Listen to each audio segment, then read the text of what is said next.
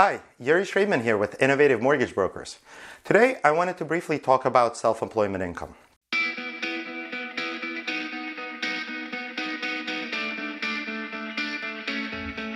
First, what we need to do is we need to run an approval. The approval will determine whether we need 1 year or 2 years of the tax returns.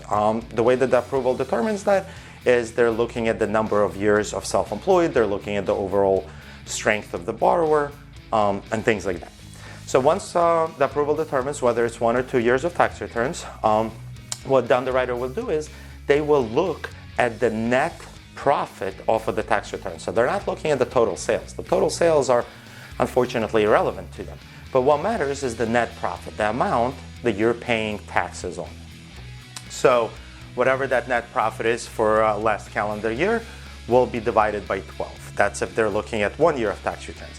If the underwriter needs 2 years of tax returns, what they're going to be doing is they're going to be averaging out usually the income between the last 2 years.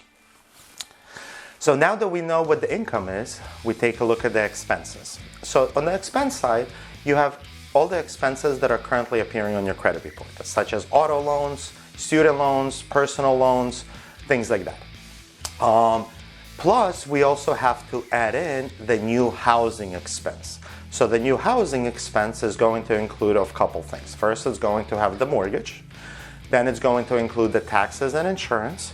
And then if the program that you're going in requires PMI, mortgage insurance, that will be included as well.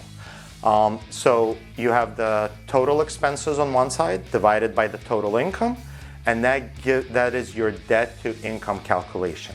Usually lenders are looking at approximately 40-45% of the debt to income ratio, all depending on the program and the strength of the borrower. If you have any questions, if you want to just run a scenario past me or want to know anything more, please don't hesitate, reach out. I'm always available. You can call, text, email, whatever's easier for you. Thanks so much. Talk to you soon. Bye.